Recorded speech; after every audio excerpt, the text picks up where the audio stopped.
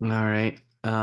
So it's Gaza War Day 371 by my count, and day 25 of the Lebanon War if we count the pager attack as day one. I'm here with Laith Marouf. Hi, Laith, Free How you Palestine doing? TV.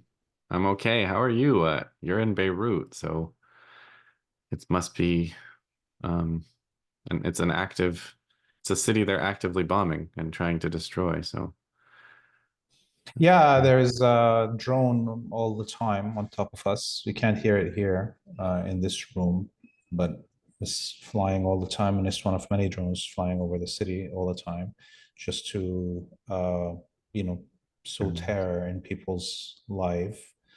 And last night, the Zionist American Air Force mhm, bombarded outside the southern suburb in Beirut proper. And mhm, it was very close to here. Uh, Four different buildings attacked. There's over 100 and somewhat people injured or missing, 20 somewhat martyred civilians. You know, the areas here are right now packed with internally displaced.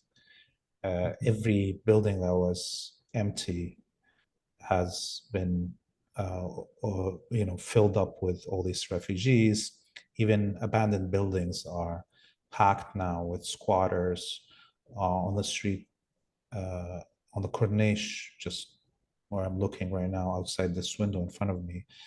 Uh, the waterfront is full of tents with families and so on. So you could imagine the purposeful targeting of civilian buildings outside Dahi, where all the refugees from Dahi and from the south are packed now, how much of a terrorist action it is and what it's doing to people here. So we talked on day 350, and this is how time is measured now. So that was almost 3 weeks ago, I guess. It was exactly 3 weeks ago. And like Nasrallah was assassinated in the meantime. Most of Hezbollah's senior command was assassinated in the meantime. And it's interesting because the theme of our discussion was we were kind of justifying the patience of Hezbollah and Iran and the axis of resistance. And then it seemed like in the past 3 weeks, I think you could make a case. I'm not convinced of that case, but I think you could make a case that it's like that patience has been like come back to bite them. Um, because we had this analysis. I think I did, I don't want to speak for you, but we had this analysis of like the escalation ladder was under the control of the axis of resistance up until that point, and they were the ones who were, if Israel hit them, they were able to hit them back harder and kind of reestablish deterrence. And so, now so many of the things that, like the person that I thought the best strategist of the whole war is now dead. And so I don't know, like what do you think of that? Like, I know part of me is just depressed about that, so I don't want to let that color my analysis too much. But I wonder, like, how you're feeling about that and what you're thinking about that. Yeah, look, it was a lot of big blows that happened specifically to Hezbollah. And one wonders, obviously, if the strategist in the axis of resistance had a wrong assessment about how far the empire as a whole would go to maintain this colony. Maybe they had in their mind that uh, the empire would abandon the Zionist colony as it did the South African apartheid regime, for instance, maybe. I don't know. I'm not in those rooms, but I could imagine that, let's say, those are some of the models that they were thinking about, right? How can you achieve the liberation with the least human cost? That's probably the number one priority of those strategists. And clearly, if they didn't understand that Zionism is the actual religion of the empire, that it is the sacred that is protected by law. Nothing else is sacred and has that protection of theocracy, as Zionism does in the empire. Then they would have maybe understood that the empire would go all the way, okay, for this. And I think now people are discovering that. And it's not only them as strategists that may have misunderstood this, but also the whole world. Right now, everybody is outside the imperial domains are looking in and wondering, how can the West preach secularism, right? And the protections for minorities and what have you, when clearly there's a theocracy descended over the whole imperial domains, and Zionism is the religion. So I think anybody that thought that it could cost less than the 20 years of Vietnam, or now understands where we're going. So let's kind of look at what has happened since the assertion by the empire that it will kill anybody and everybody to maintain the Zionist colony.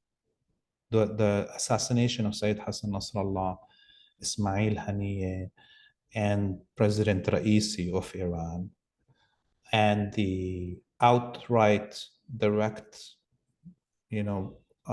mass killing of journalists and destruction of medical staffs and infrastructure out in the open, and the rape of prisoners out in the open, all of those were assertions by the empire that it will do anything and everything to maintain the Zionist colony. So now we look at what has happened since then on the ground from the axis of resistance. We see a direct, clear increase of attacks on the Zionist colony to a point of trying to reassert dominance over the ladder of escalation, because as we see yesterday, the attacks on Beirut proper were an attempt by the Zionist colony to break what Hezbollah has tried to do in the last week, which is, if you attack Dahieh, we attack Haifa. We don't attack Tel Aviv yet, but Haifa for the Dahieh. And now it was normalized to the point where the vast majority of people in the Haifa region want to leave now. And and at the same time, Hezbollah slaughtered all these Israeli soldiers, specifically yesterday in the morning during attempted invasion from the Naqoura coastline, and they hit their column, and then 8 times the Israeli forces attempted to pull out their dead and injured, and 8 times they were clobbered. So hundreds of Israeli soldiers injured and dead yesterday alone, and that's part of why they attacked Beirut as trying to reassert dominance. That's why they attacked the UN base and injured 2 UN soldiers. They're from Sri Lanka. So you see, I think the whole axis now understands where we're going, and everybody's expecting the attack on Iran to come, and the axis of resistance wants the attack on Iran to happen, I think, at this point. So we can have a full out war to end it. Whatever the Axis leadership was trying to avert for a whole year, in hopes that the collapse of the colony will happen without this mass bloodshed, is gone now. And especially that the American elections are coming. I think we're going to be in a full regional war before November 6 or 7 or whatever it is, the goddamn day that the Americans pretend that they're Whatever. electing somebody. They don't even give them a day off to vote. So you think they understand that now? Because you guys at Free Palestine Television, you resubtitled the Hoopo Bird episode 3, and I saw that and I was just like, I just didn't understand, why is Hezbollah still warning them? It's like, what are they warning them against? At this point, Israel is doing all the things that Hezbollah would have warned them not to do. So what's the purpose of further warnings in a context like this? And I couldn't quite understand it. So what do you make of that? Yeah, because it wasn't a warning actually. This is Okay. where, if we assess what those videos were about before. Okay, so Hezbollah sent, released all two Hudhud videos and a special video, another video before this, Hudhud 3. And it was a threat. And what the Zionists did as a response to this threat is kill everybody that was involved in making those videos, right? And so the supposed outcome that the Israelis were looking for is a collapse of capabilities of Hezbollah to survey the territory and to have the command to deliver on those threats, and to have even the media capabilities to continue producing magnificent propaganda. So I think once we understand that, we see that this video was not even about what's on it. If they would have cut and paste things from Google Maps, it would have had the same effect, which is, we are here, we're back, and we're going to deliver now on these threats, since you didn't understand the consequence of attacking Lahi. When we told you with our rockets, we told you with our rockets what's going to be the equation that you will have to abide by. Every time you attack the Lahi, there'll be an attack on Haifa. And that's what it meant, this video. So it's not really about what's on it. It's a declaration that the command, control, both the military side, the information, intelligence side, and the political side are all in full control of back in capacity after those decapitation assassinations that happened. That helps me make sense of it. Um, in terms of the ground war, there's a couple of maps that I was looking at. Yesterday, there's some like an NGO or an academic who showed this map on Twitter of the 3 areas that Israel's tried to invade, right? So Maroon, Yarun, Aitarun here, Edessa here, and then yesterday, Nakura. And so these are like the 3 arrows, and they would have liked to go up, right? And they were stopped right at the border. And my my feeling was always that if they really wanted to go in, that they would more or less be allowed in. So I was actually quite surprised that Hezbollah just decided to contest their invasion right at the border that way, Yeah, and yeah, that they were able to, and also that they that they chose to. let's And show that map again for a second. sure. And there's another map I want to show Yeah, you as well from 1982, but let me show yeah, you I'm this. sorry if I'm interrupting you. No, that's okay. That's okay. Go ahead.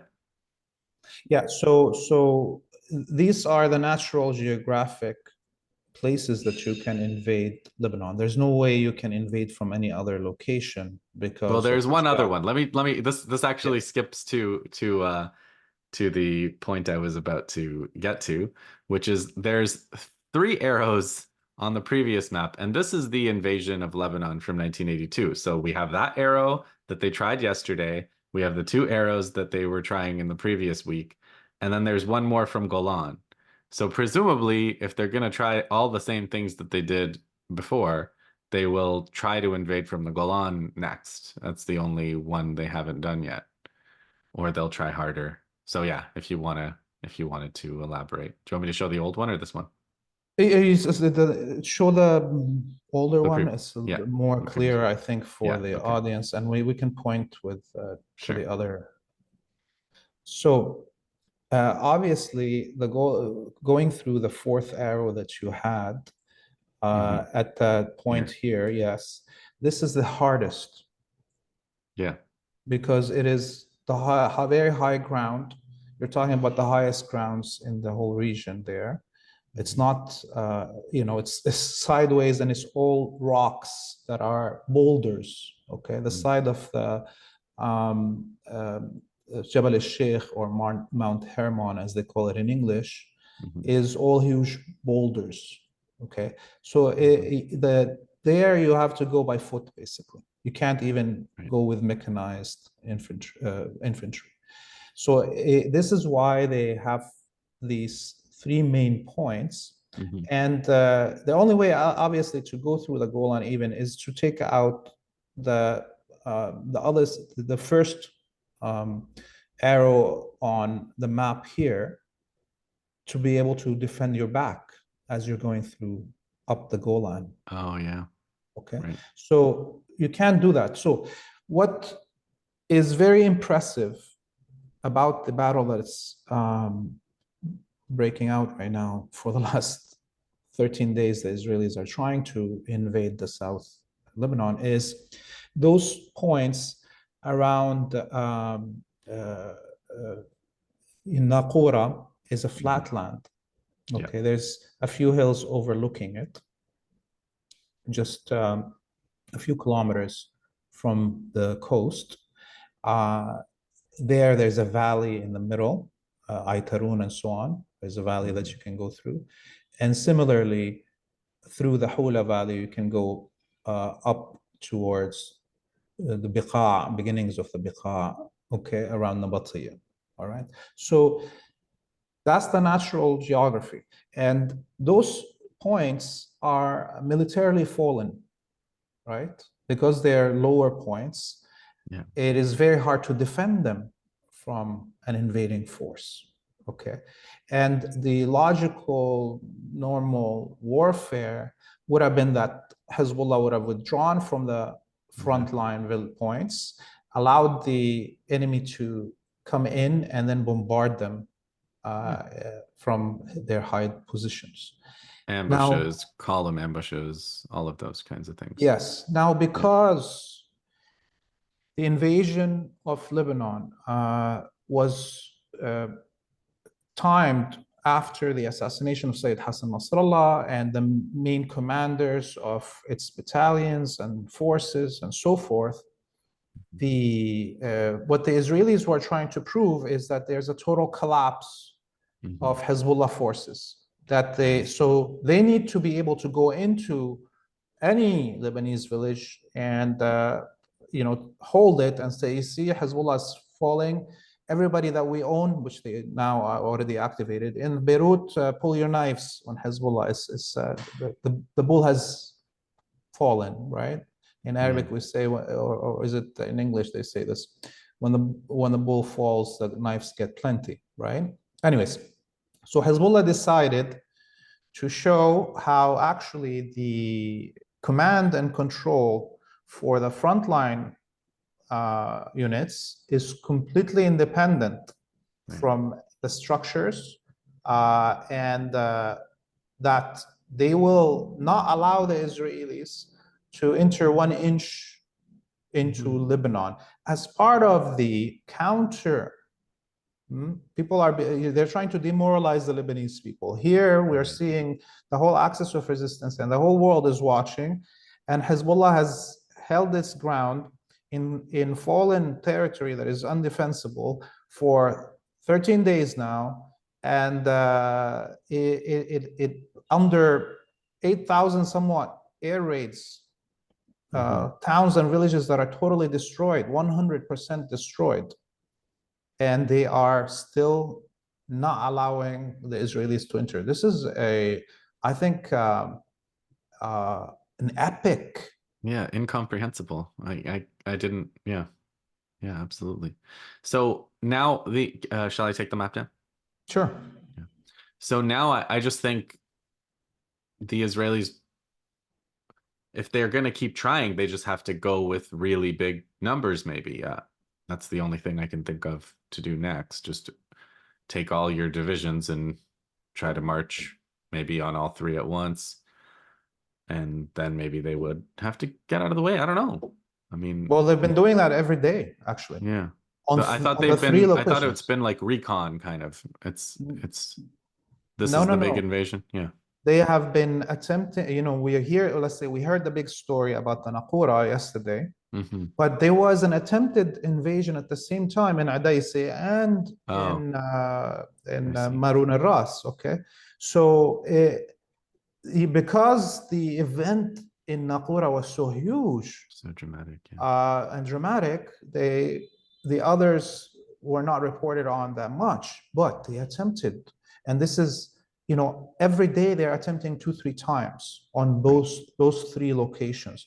They attempt, they get repelled, they lose soldiers and tanks, they pull back, they bombard the area for a few hours, and then they try again, and then they get, so this is epic fighting. These fighters that are on the front line of Hezbollah, number one, these are people of the villages.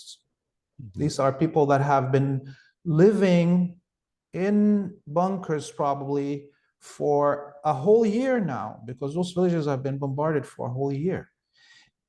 God knows what water they're drinking. Hmm. God knows what food they're eating with no supply line. Okay. And they're holding the horde of the empire at bay Hmm. for 13 days. These are epic warriors. If you Yeah. think about it this way, man. Uh, Yeah. uh, so this is, I think, why actually Hezbollah is doing this. They are Yeah. showing the world they can break the back of the imperial hordes in the villages, the frontline villages of Lebanon. It's incredible because like when I did my sit rep as the invasion was starting, I was saying the kind of Basel al-Araj stuff, which is like, guys, don't get demoralized if they enter. You'll see photos of them planting flags. You'll see them and you'll see arrows on the map. And none of that has even happened yet. It's, and I was, even when it didn't happen, I was like, okay, guys, it didn't happen yet, but don't get, just because it happens in the future, it doesn't mean you should get demoralized, but it's still hasn't materialized. So, the other thing with, in terms of trying to repeat 1982, like you had mentioned, Netanyahu made an appeal to the people of Lebanon, very convincing appeal to do while you're bombing the whole country comprehensively. But I guess there was some uptake of the appeal to the certain sects in Lebanon, probably less than first, definitely less than he would have hoped. But like the thing I wanted to say, and you can definitely explain this much better than me. But my sense of like what happened in 1982 was it was preceded by a long civil war in which Israel was sponsoring various proxies that were doing all kinds of fighting in Lebanon, and then Israel moved in to back them up and be there more directly, perhaps like the United States is going to do for Israel before this war is done. So it's not like Israel tried to create that civil war situation after trying to invade. It had been going on for years before they invaded. So it's a strange kind of thing to say, okay, we're invading, we're bombing. Can you guys also please start a sectarian civil war for us? Because that would really help us out a lot. You know, the Israelis are getting more and more detached from reality, them and the whole imperial elite. The cognitive dissonance is on epic levels right now. Okay. Uh, what can I say more than that? The the few people that they manage to uh, get to say public things are already hated people here in the country. And I think the best example of how much of a failure the efforts are to create this civil war is how much support you can find for internally displaced in those communities that the West wants to move against Hezbollah. So the Christian, specifically Maronite, and or let's say Sunni areas. I mean, this is where actually the majority of the internal displaced are going. And you see all the churches and mosques and community organizations and schools and all of those areas uh, being serviced by those communities. So how can the these little puppets try to do something? Could they do something? You know, all you need is a few people with guns, not much to create chaos. Okay, but there and there is a I don't know if how high this possibility is because the Israelis need to attack Iran now, right? They can't wait for the American elections. They need to attack Iran now. And once they attack Iran, it will be too late to try to move things on the ground here in a way that is against Hezbollah, because we'll be in a full regional war, and Hezbollah will have its hands free to deal with the traitors, the collaborators that it pardoned after the expulsion of Israel in 2000. Many people here, by the way, in Lebanon, and this is something that everybody around the world should understand, is that number one, Hezbollah is the only rebel group, revolutionary group that liberated its country, the only one in the history of humanity, and didn't take control of the government. You see, every other revolutionary liberationist group that liberated their country took control of the government. Hezbollah didn't do that on purpose. It didn't want to trigger a civil war immediately because uh, and the society was definitely not ready for another civil war, and it pardoned most of the collaborators. We rarely saw anybody being retribution coming, and if it did, there was a few incidents of retribution, and it was just individuals that their family members were raped and so on. Okay, but so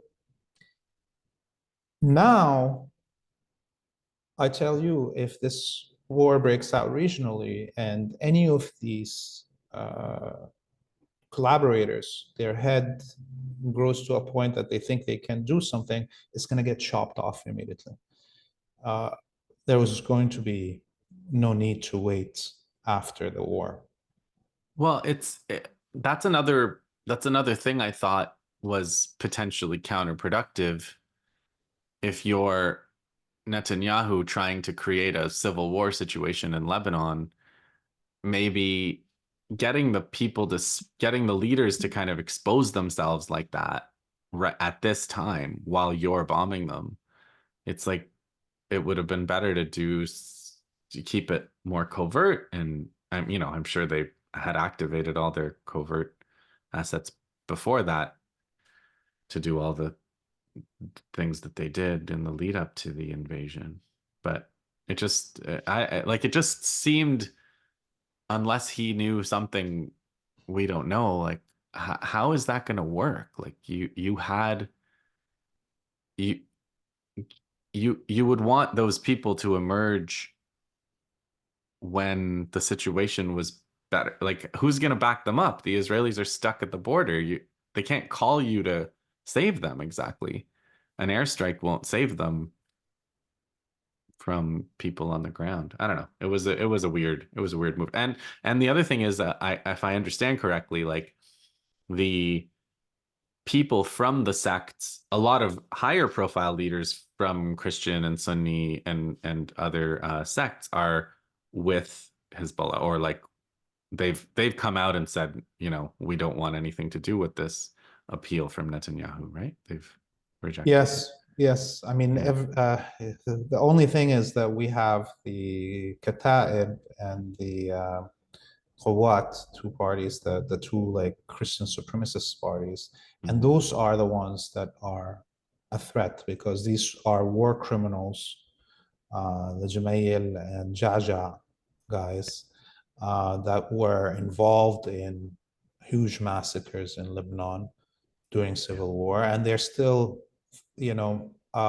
kind of because they were humiliated, Yeah. although they were kept alive, they still have that urge to settle scores. These are filthy, warlords. Okay. Anyways, I don't think that the Israelis can move anything before it all blows out. The Yeah. other thing that we can be sure of is that if you remember we were looking at that map with the Golan situation, if the Yeah. Israelis even try that, Syria is going to enter the battle directly. There's no way. Last time, anyways, what stopped the Israelis from reaching the highway between Beirut and Damascus in 1982 was Yeah. the Syrian invasion and the largest air battle in modern history after World War II, and where the Syrian Air Force, with Right. its old Soviet jets, dominated the Israelis and repelled the invading tanks in the Bekaa Valley. And that's why the Israeli invasion stopped there, and it began the retreat after that.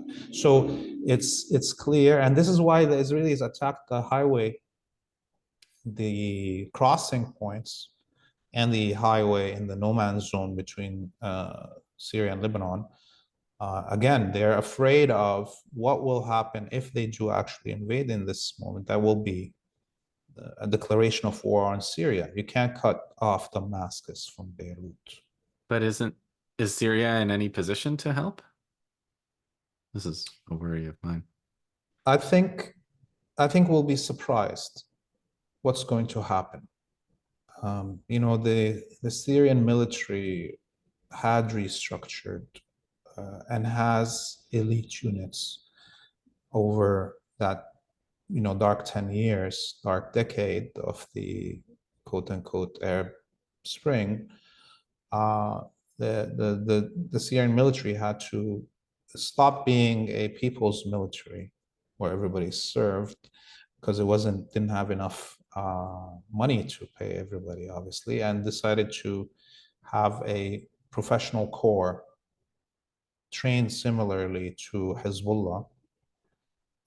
And that forced the Republican Guard and a few of those elite forces are enough in the situation as we see Hezbollah being able to do what it does. So you could imagine that that core of forces is right now mobilized around Damascus's southern and western um, surroundings. Oh, okay. I'm just listing all my anxieties for you, Laith. It's like a therapy By the way, session. one thing about the Okay. border crossing. Sorry, Yes. I want to hear your anxiety here. That's okay. Um, since the beginning of the invasion on Lebanon, over 500,000 Syrian refugees in Lebanon returned home for two reasons.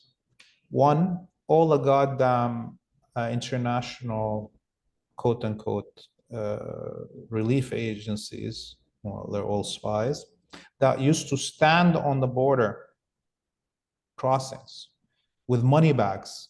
This is, you could watch it, okay? Seeing any Syrian that wants to return saying, no, here's a gift, stay here. Okay. They all disappeared. Okay.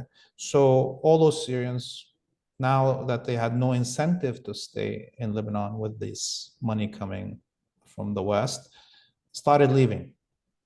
So it freaked the hell out of the US. A mass return of Syrians is invigorating to Syria. It means our children that are here can grow back in their own culture and learn in their own schools and so on, and not learn.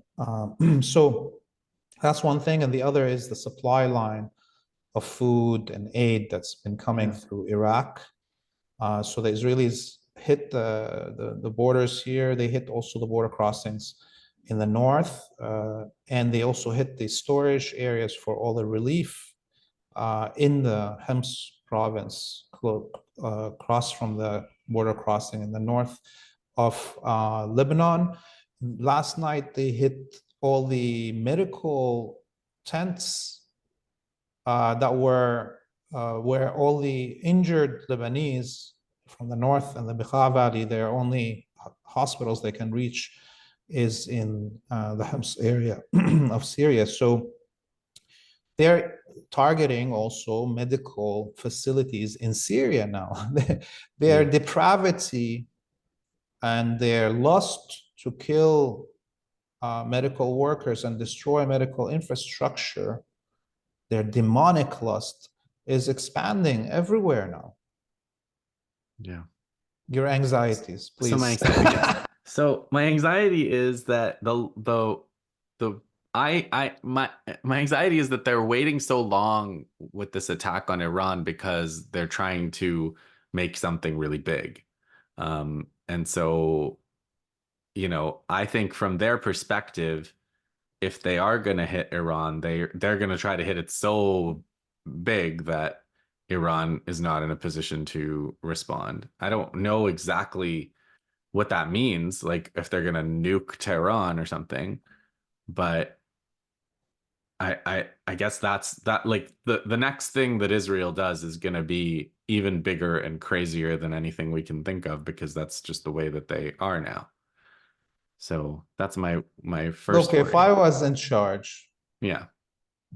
yeah, I'm not in charge. Oof. But if I was in charge, what I would do is now I would declare a no-fly zone over historic Palestine. And I will be sending missiles every minute on every airfield in Israel, nonstop, just the airfields. And call on the world to join in implementing and securing this no-fly zone. And that's the end. Will anybody hear me? Nah, I'm nobody. If you guys are listening, Right? yeah. Yes. It makes sense. I understand that. And at the same time, I want to say that let's say they don't listen and they wait for the punch to come, which is more probable that's gonna happen.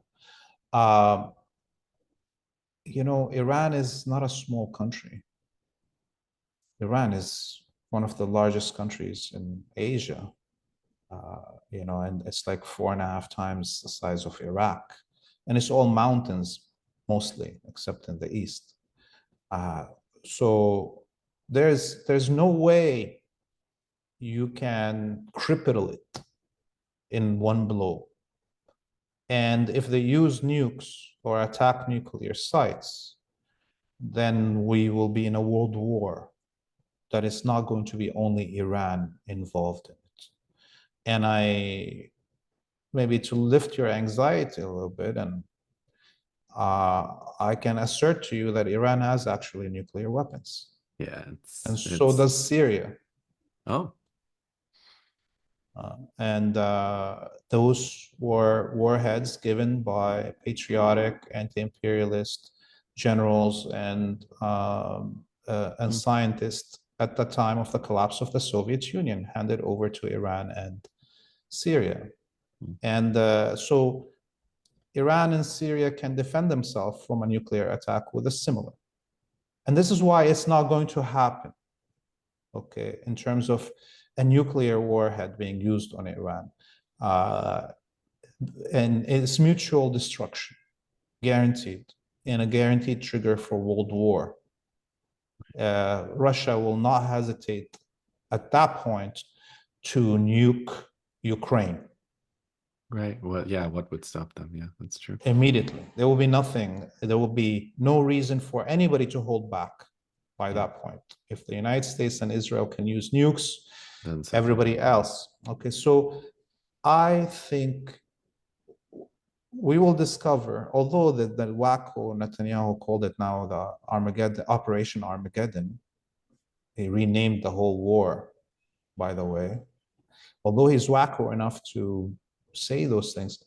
But I think we will find out in the end that nuclear weapons are not going to be used. And in a way, Bob Marley will be right. Have no fear of atomic energy, for none of them can stop the time. Yeah. Well, yeah, I mean that's a good point. Whenever I talk about it, I'm just like there's not much point in talking about it because if it happens, there won't be anything to talk about really. Um so okay, I guess the last thing is if it does stay conventional, I mean, the war with Iran is also similarly constrained by geography. The war with Iran would maybe look like it looks now. Like Iran launches missiles, Israel tries to fly there with planes. And so that's just gonna kind of go on while the war in Palestine goes on and while the war in Lebanon goes on, I guess. I mean, I don't know how else it would look, but it's like Look, just the way it would look is that, let's yeah, say the Israelis attack. yeah. Iran already has ceded command and control to all the units from the Hmm. central.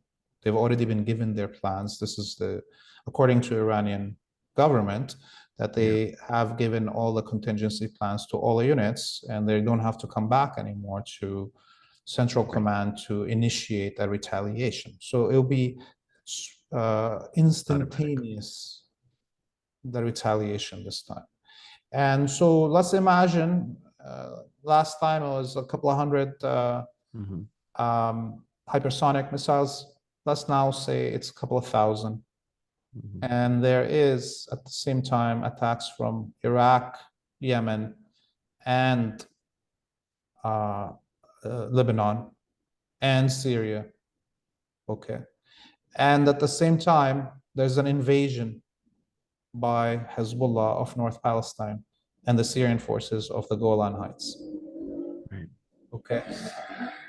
This is the only logical progression of things, right? Like Yeah. the Hezbollah has softened all the territory north of Palestine, all the Yeah. bases, and in the Golan Heights for a whole year, and they kind of drew up all the major arminess land forces of Israel into the border, Yeah. and they've been bombarding them. And so, so maybe as we saw last time, how the Iranians concentrated on airfields and the Israeli forces on the ground inside Gaza, maybe this time it will be a huge bombardment of all the north of Palestine to clear the territory for Hezbollah to enter. Yeah. That's interesting. That's interesting because if the Israeli army has basically moved all their forces to the north and they don't win and they can't get across the border, they're in a very bad position to they might end up being the ones who have to dig in and wait for an attack. from Lebanon. Yeah, that could actually happen before the end. Yeah, you're right. I think this is the only steps, Sayyid Hassan Nasrallah, when General Soleimani was assassinated, I don't think people remember this, but in his speech immediately after the assassination, he said, "We're ready to take on Israel and the United States and the whole region." Hmm. And he called on uh, the Iraqi resistance and others to target the Americans and push them out of the Yeah. region as a delivery on the plans that General Soleimani had. As the only way to respond to the assassination of Soleimani is to Oh make yeah, I his remember. his plans into reality. I remember the speech because he said, I'll always remember that speech because he said, what are you want to know what our revenge is? You want to know our revenge is you leaving our region for good. That was like Yes, very, yes. And in a way, the blood of Sayyid Hassan Nasrallah is on the hands of the Iraqi and Iranian resistance leadership, who, as it began, which it did at that time, attacks on American bases and so forth, yeah, uh, the Iranians called it stopped, off. Yeah. called it off. If it would have happened then, at a time that the Israelis are not ready, the Americans are not ready to what was going to come, the Israelis wouldn't be conducting the genocide that we see today. And in Gaza, neither would they be even in existence as a state to Because bombard it's Lebanon. threatening something that maybe they value more, which is like the American ability to scramble and disorder the region. Yeah, if But the American bases were emptied yeah, through these attacks in 2020, yeah, there wouldn't be a war. Israel wouldn't have a backbone to fight this. There will be no somebody to come to their aid from these bases. yeah. Well, Cyprus too, I guess. I mean, Nasrallah threatened Cyprus. Is that not gonna, I guess that's probably a big decision too at some point. They'll Yeah, have I to mean, face. look, once you here's where we at now, because we've advanced so far in this war, that if you pull out any of your strategic weapons, like the air defenses, I mean, Hezbollah shot down so many drones and chased so many F-15s and 16s out of Lebanon's skies for a year, and now We it can't. is not using them. Why? Because you're now in a full-out war situation. You can only use these weapons once. So you better hold it for the best moment. Similarly, for the ships, Hezbollah could pull out one of those anti-ship missile systems and shoot a few Israeli warships, sink them. But then, boom, that's gone from your arsenal or Yeah. that position that you were going to fire from. So it has to happen at the moment that is going to have the most effect, and that will be in a full-out war, regional war moment. So what are we in now if we're not in a full, is there a full out war with Lebanon now, would you say, or not yet? Yes, yes, Yes, there is a I think so full-out too. war here with Lebanon, but we are that regional situation breaking out fully when all the parties have to pull out all their guns. We're not at that moment yet. Okay. But I don't see any way that that moment is going to be avoided at this point. I don't see any climb down happening. We could be also, look, the effects of this regional war that is coming within the next 3 weeks, no Yeah. doubt, and it could be like any minute now, um, will reverberate across the planet. People in Canada are going to feel it. And looking at how the Western elite, elected officials are already acting in terms of the mass repression, people should be ready for wars. Yeah. In our communities, in communities that support liberation. And at the same time, our communities should become more radical and radicalized in direct confrontation with the imperial authorities. It is not, if people don't want to be led to the slaughter, to concentration camps, they should be ready for that repression. Well, on that happy note, I'll call it a day or an hour. Thank you, Laith. I'm sure you'll be back again very soon to talk to people on this channel. Thanks a lot. And Thank you. everybody else, Free Palestine TV. And you often go on with Dimitri, you go on with Garland Nixon. So there's lots of places people can find you. Yes, yes. And by the way, Dimitri just arrived and we're Oh, gonna go do a tour. People, if want to watch it, it's gonna be kind of very similar to what we did with Professor Morandi. I hope we can show you the reality on the ground here. FreePalestine.video is the website. Donate, watch. There's all the links to all our socials. Do not go to freepalestine.tv. That's Mir Weinstein and the GDL. Oh, okay. And they are spamming, putting spyware, maliciousware on people's computers and devices if they go to the website. FreePalestine.video is ours, okay? Charming. Charming as always. Okay, thanks, Laith.